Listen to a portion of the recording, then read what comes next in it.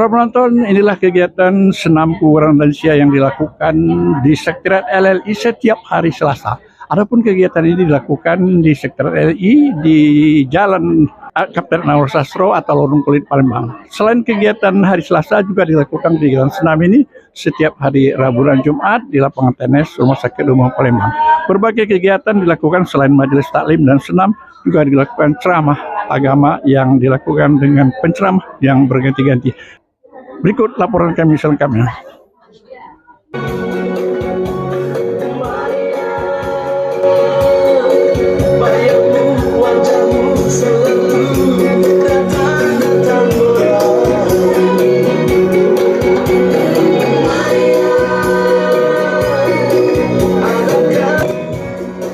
Ini adalah kegiatan yang dilakukan oleh komunitas Lembaga Lanjut Usia Indonesia, disingkat LLI Sumatera Selatan, dalam melakukan kegiatan senam kebugaran lansia dan kegiatan majelis taklim, forum diskusi serta ceramah agama, dan juga edukasi kesehatan, setiap hari Selasa dan Jumat, di halaman kantor LLI Sumatera Selatan, di Jalan Kapten Anwar Sastro, atau dikenal dengan sebutan Lorong Kulit Palembang. Senam kebugaran lansia ini digelar sebelum kegiatan majelis taklim dan ceramah, serta penyuluhan kesehatan, disesuaikan dengan kondisi para lansia, baik gerakan senam, irama serta yang ritme, mengingat peserta seluruhnya adalah mereka-mereka yang sudah sepuh atau berusia lanjut. Senam yang dilakukan oleh para lansia, tentunya diharapkan para lansia ini senantiasa tetap hidup sehat dan sejahtera, serta menjadi lansia yang tangguh dan berdaya guna, bermanfaat bagi diri sendiri dan orang lain.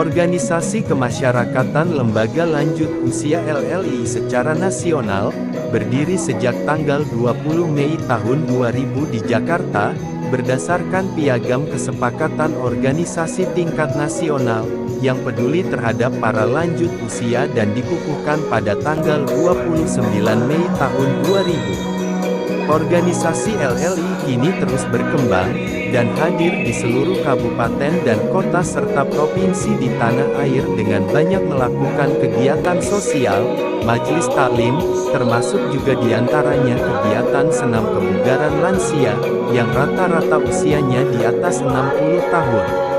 Lembaga Lanjut Usia Indonesia, disingkat LLI, adalah organisasi kemasyarakatan yang bergerak di bidang kesejahteraan lanjut usia di Indonesia, yang berfungsi sebagai mitra pemerintah dalam membantu pelaksanaan Undang-Undang Nomor 13 Tahun 1998 tentang kesejahteraan lanjut usia. Berdirinya organisasi LLI ini sebagai wadah bagi para lanjut usia untuk terus berkarya dan memberikan pemikiran dalam pembangunan. Kehadiran organisasi LLI ini adalah untuk meningkatkan kesejahteraan lansia dengan upaya menjadikan kualitas hidup dan kesejahteraan sosial lansia menjadi lebih baik melalui berbagai program dan kegiatan sehingga terwujudnya lansia yang tangguh, yaitu lansia yang sehat, sejahtera, aktif dan berdaya guna serta bermanfaat bagi orang lain.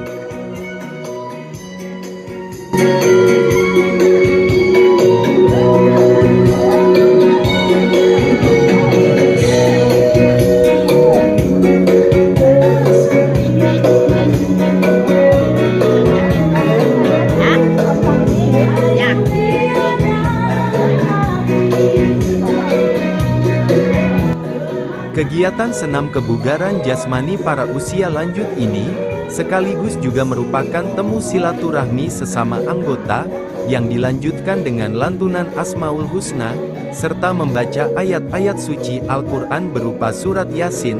Untuk pembacaan ayat-ayat suci Al-Quran berupa surat Yasin, dilakukan secara rutin oleh komunitas lansia ini, selesai melakukan senam kebugaran jasmani, lantunan ayat-ayat suci Al-Quran ini, dihalipahi langsung oleh anggota LLI itu sendiri secara bergiliran, baik kelompok laki-laki maupun perempuan, agar tentunya dapat meningkatkan keimanan dan ketakwaan di hadapan Allah Subhanahu wa Ta'ala.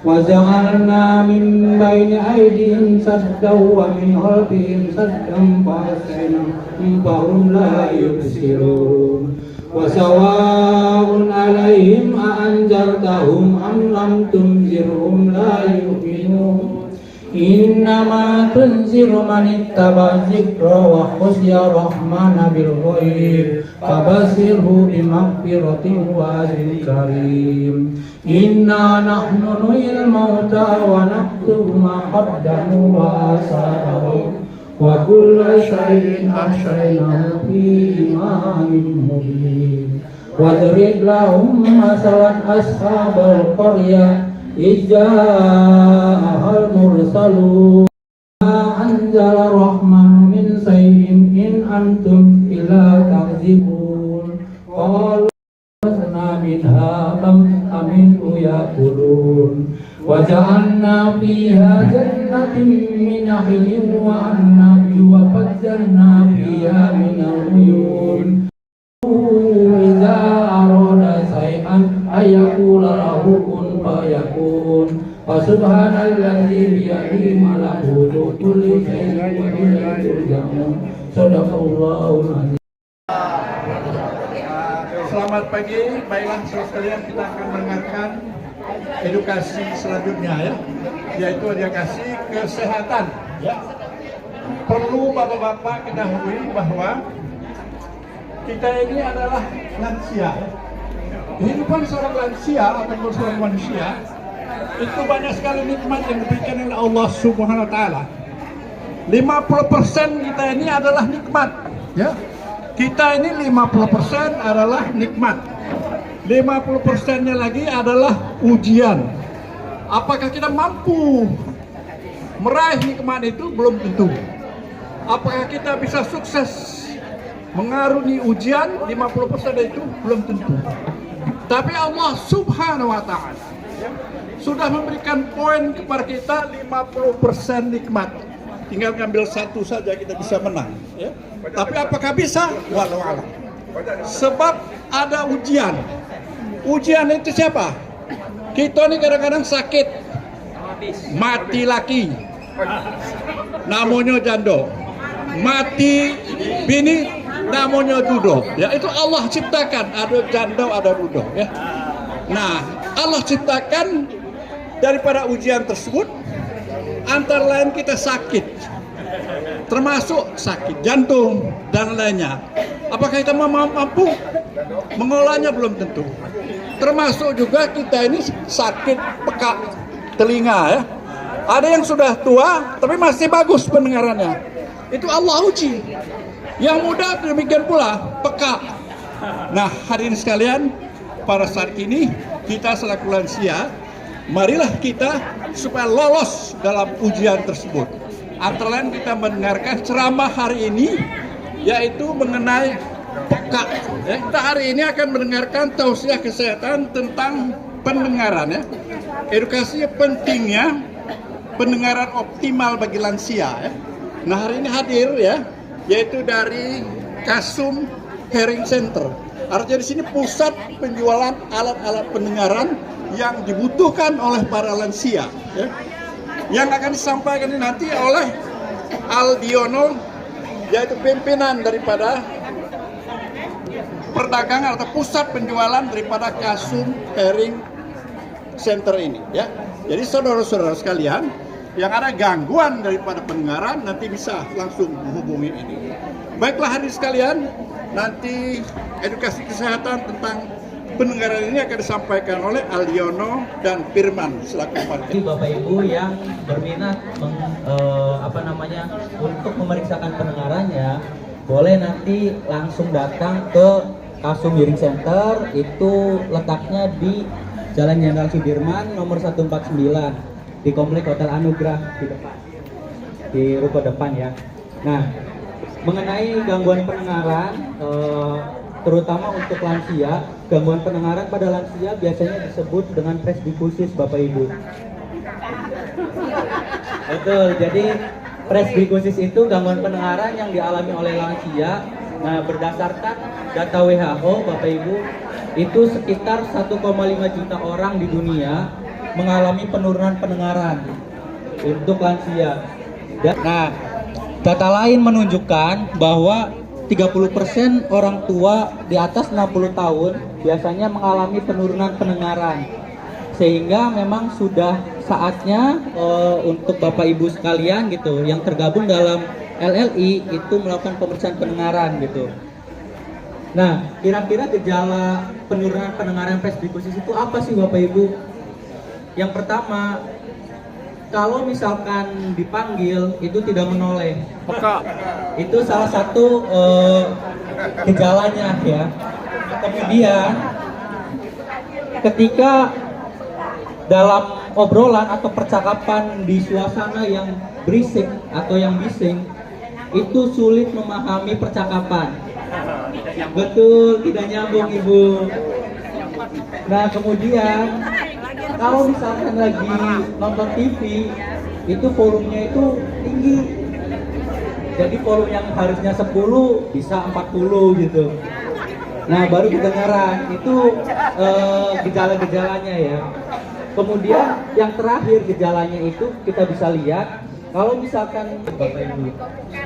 Nah, kemudian ada namanya itu gangguan telinga bagian dalam atau biasanya itu gangguan saraf pendengaran. Nah, ini yang biasanya dialami oleh para lansia, gangguan telinga bagian dalam gitu, seperti itu. Sehingga untuk gangguan telinga bagian dalam ini memang penanganannya biasanya untuk para lansia kurang disadarin. Biasanya itu menganggap, oh saya dengar gitu. Tapi sebenarnya pas diperiksa ternyata memang ada penurunan pendengaran gitu. Itu biasanya kurang disadarin oleh Bapak Ibu. Nah, biasanya yang Bapak Ibu tahu ya alat bantu dengar yang ada di belakang telinga gitu ya. Nah, alat bantu dengar sendiri itu ada dibagi dua. Ada alat bantu dengar digital dengan alat bantu dengar manual.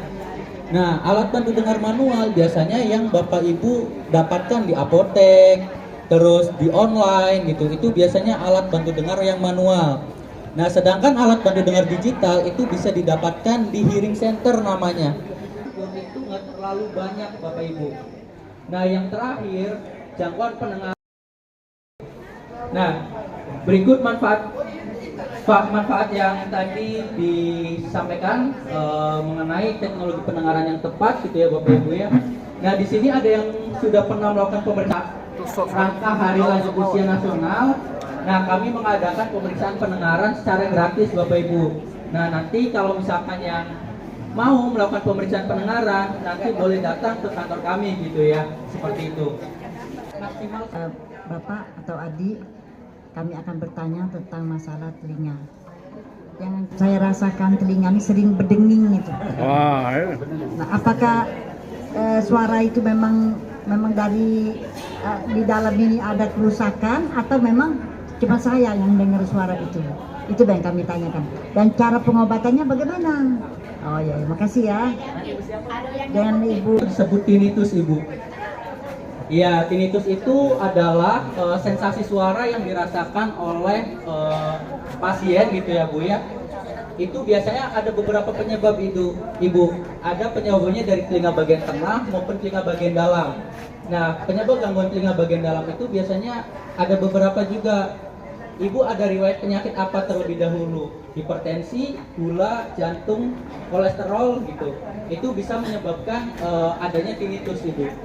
Jadi konsumsi obat-obatan dari penyakit itu bisa menyebabkan kira-kira tinnitusnya itu berada di frekuensi berapa, kekerasan berapa. Nah, nanti itu bisa disesuaikan Bu. Tadi diukur dulu grade-nya ya Bu ya. Seperti itu. Nah, kemudian setelah dilakukan pemeriksaan bisa dicobakan alat bantu dengar yang ada tinnitusnya. Nah, jadi alat bantu dengar itu bukan hanya untuk mengeraskan suaranya ya Bu ya, tapi untuk terapi untuk tinnitus juga bisa gitu, seperti itu. Betul. Nah, nanti kalau misalnya mau nyoba boleh gitu, nanti datang aja gitu, Bu. Di Kasum Hearing Center di Komplek Hotel Anugrah samping Brasserie, Ibu. Jadi mana jadi cerita ininya? Ada alat. Iya. Untuk usia 83 ya, Bu. Ya, jadi bantu dengar atau bagaimana itu nanti setelah pemeriksaan. Sehari maksimum 10 ya. Besok lagi boleh. Baiklah, untuk mengakhiri acara ini marilah kita tutup dengan doa, Pak Rohim.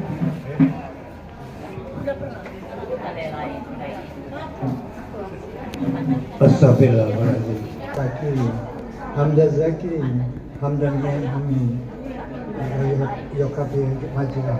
Ya Rabbana lakal hamdu. Kama yang bagi li jalali wajhika wa jimi sultanik. Allahumma sholli ala sayyidina Muhammadin. Salatan tunjina biha min jamil ahwali wal afat. Wa ta'dirana biha min jamil hajat. Wa tutrafana biha min jamil sayyiat. Wa tarfa'una biha innaka rajab. Wa tuballighuna suraya min jamil khairati wa min innaka ya Allah sami'un qaribun mujibud da'wat wa yaqdi hajat.